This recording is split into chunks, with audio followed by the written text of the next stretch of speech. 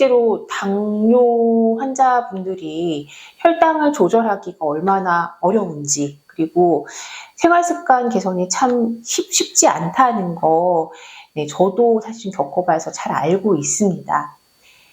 그래서 오늘은 제가 직접 겪은 이야기와 그리고 환자분들께 도움이 되었던 이 당뇨 다이어트 꿀팁들을 진짜 쉽게 정리해서 알려드리도록 합니다.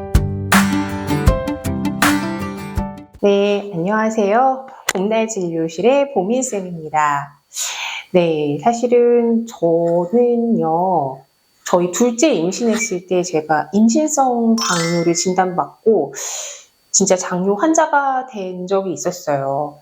그때가 전공의 때였거든요. 제가 레지던트 1년차, 2년차 그때 넘어갈 때 이제 둘째를 임신을 했었는데, 그때 스트레스 너무 많이 받고, 그리고 식사는 사실 할 시간이 없잖아요. 너무 바빠서. 그래서 밥은 못 먹고, 밤 되면은 이제 의국 와가지고 막 인스턴트식, 라면, 초코과자, 아니면 무슨 뭐 음료수 막 이런 것들 엄청 많이 먹었어요.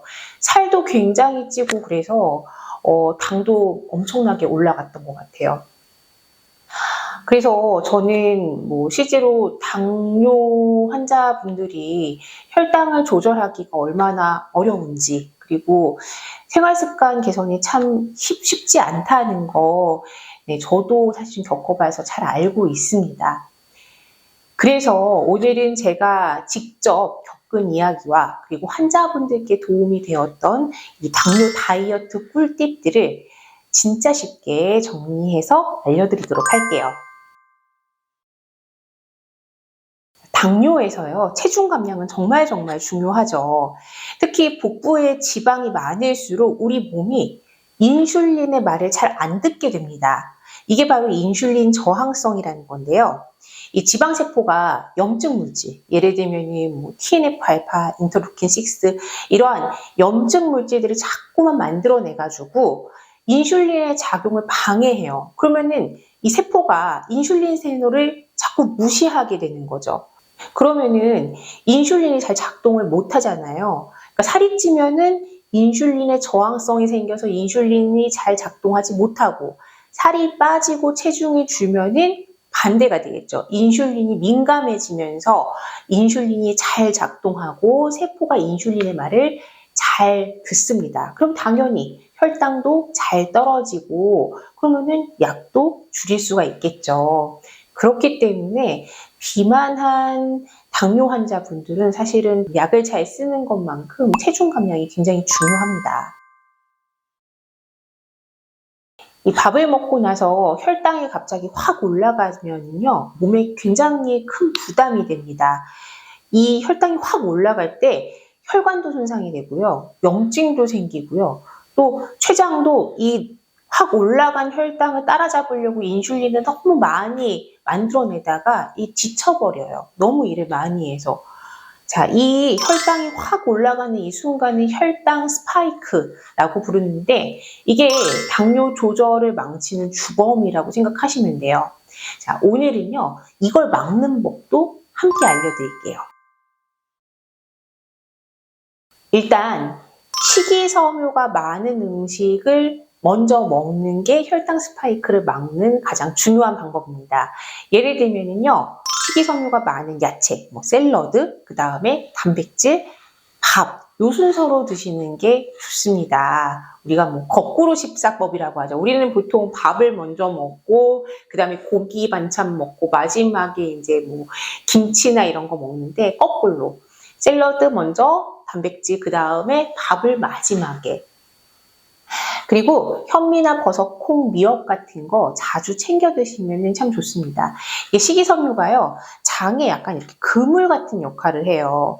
그래서 독소나 이런 것들이 장에 들어오지 못하게, 흡수가 못 되게 하는 것도 있고, 이 식이섬유가 당을 급속하게 갑자기 확 이렇게 흡수되는 거 좀 막아줍니다. 그래서 천천히 당을 올려주는 역할을 하기 때문에 식이섬유를 먼저 먹어서 당을 천천히 올려주는 것도 중요하고요. 또 식이섬유를 먼저 먹게 되면은 포만감이 들기 때문에 식사량도 좀 줄어들게 됩니다. 그래서 식이섬유 먼저 드시는 거 잊지 마세요. 그리고 우리가 다이어트 하거나 이럴 때 지방은 나빠, 기름은 나빠 라고 생각하면서 기름을 무조건 안 드시는 분들도 많으신데요. 아닙니다. 기름이 무조건 나쁜 건 아니에요. 예를 들면은 뭐 아보카도 오일, 올리브유, 뭐 생선, 견과류 이러한 불포화 지방산은요 혈당도 안정화시키고 또 포만감도 오래가게 만들어서 다이어트에는 도움이 많이 될 수가 있어요. 예를 들면은 뭐 요즘에 우리 사과에다가 땅콩 버터 이렇게 발라가지고 먹으면은 사과를 단독으로 먹을 때는 이제 혈당이 좀 이렇게 올라가는데 땅콩 버터를 같이 먹게 되면은 혈당이 올라가는 걸 좀 막아줄 수가 있어요. 그래서 혈당이 완만하게 올라가기 때문에 다이어트에도 도움이 되고 또 당뇨에도 도움이 된다고 합니다.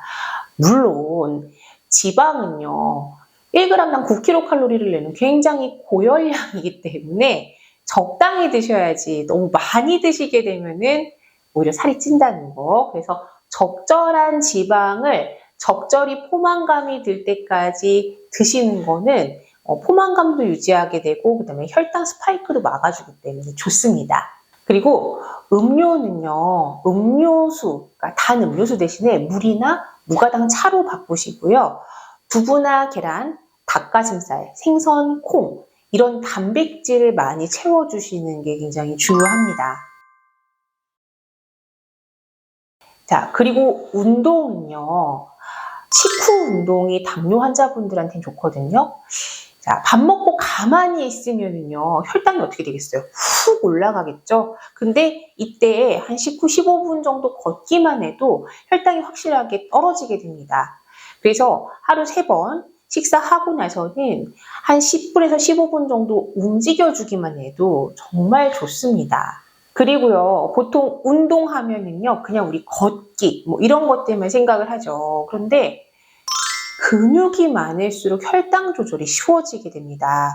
자, 근육이라고 하는 장기는요, 포도당을 저장하고 그리고 포도당을 태우는 곳이에요. 그러니까 근육이라고 하는 곳은 포도당을 이용해서 에너지를 그러니까 만들어내는 장소이기도 하고요. 그리고 저장해 놓는 창고이기도 해요. 즉, 인슐린이 없어도 근육이 포도당을 빨아들이기 때문에 혈당이 근육만 있으면 좀 덜 올라간다는 거죠. 그래서 운동을 할 때는 그냥 걷기만 하지 말고 근육을 키울 수 있는 근력 운동이 당뇨 환자분들에게 꼭 필요합니다. 자, 그러면 근력 운동을 하기 위해서 뭐 꼭 헬스장에 가야만 하는 걸까요? 그렇지 않죠. 집에서도 얼마든지 근력 운동 할 수 있거든요.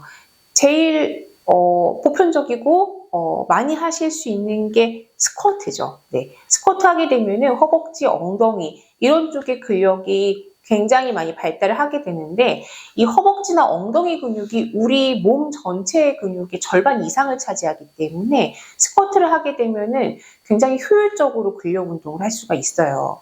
그리고 뭐 벽을 민다든지 아니면 런지 동작을 한다든지 밴드 운동이나 혹은 계단을 올라갔다 내려가는 거, 계단 오르는 거 이런 것들이 다 우리가 쉽게 할 수 있는 근력 운동이기 때문에 여러분들께서 걷는 것만 하지 마시고 집이 뭐 아파트거나 뭐 빌라거나 어쨌든 계단을 올라갈 수 있다 그러면 계단은 꼭 올라가셨으면 좋겠고 집에서 스쿼트는 하루에 뭐 20개씩 3세트 뭐 이런 식으로 좀 정해놓고 조금씩 늘려가면서 하시는 그런 습관을 들이셨으면 좋겠어요.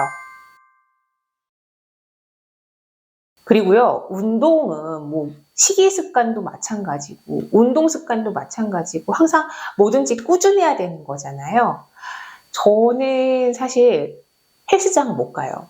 몇 번 끊어봤는데 정말 PT도 끊어보고 다 했는데 와 너무 제 입장에서는 사실 헬스가 너무 좀 이렇게 지루하다는 느낌이 들더라고요.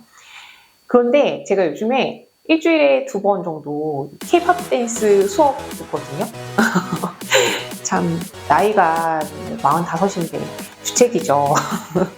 그런데 생각보다 이게 잘 못 춰요. 잘 못 추는데도 불구하고 음악 듣고 이렇게 뭐 따라하고 막 이러면은 스트레스도 좀 풀리고 운동도 되고 진짜 좋더라고요. 그래서 억지로 내가 막 의무감에 막 스트레스 받으면서 하는 운동보다는 내가 재밌어 하는 운동을 찾는 게 훨씬 중요합니다.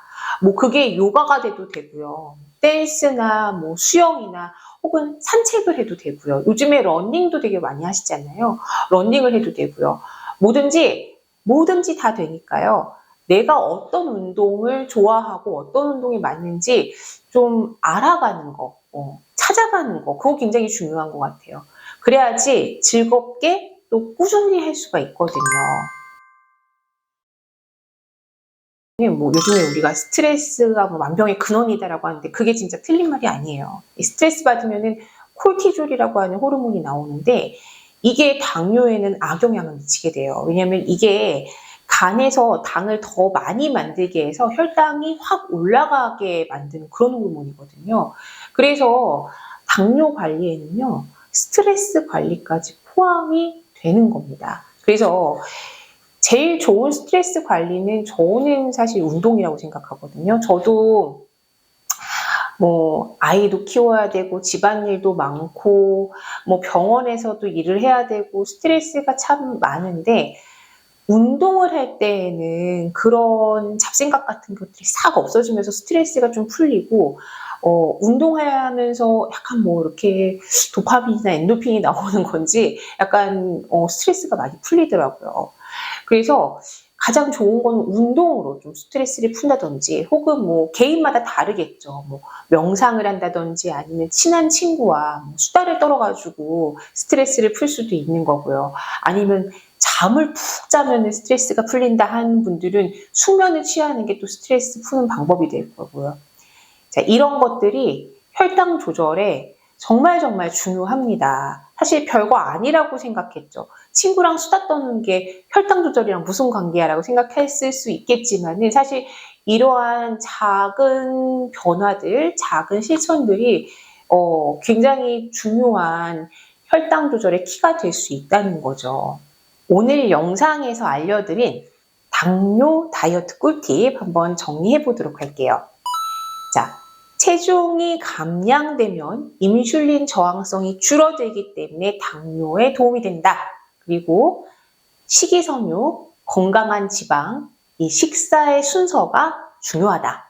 또 식후 운동, 근력 운동을 꼭 해야 된다. 운동은 꾸준히 즐겁게 하는 게 중요하다. 그리고 스트레스도 혈당에 영향을 주기 때문에 스트레스 관리가 꼭 필요하다. 자, 제가 인신성 당뇨를 겪으면서 느꼈던 거, 그리고 환자분들과 함께 해오면서 쌓아왔던 뭐 노하우라면 노하우. 자, 오늘 한번 공유를 해봤는데요. 도움이 되셨다면 구독, 좋아요 잊지 마시고요. 궁금한 거는 댓글로 남겨주세요. 다음 영상에서 또 이야기 나눠봐요. 감사합니다.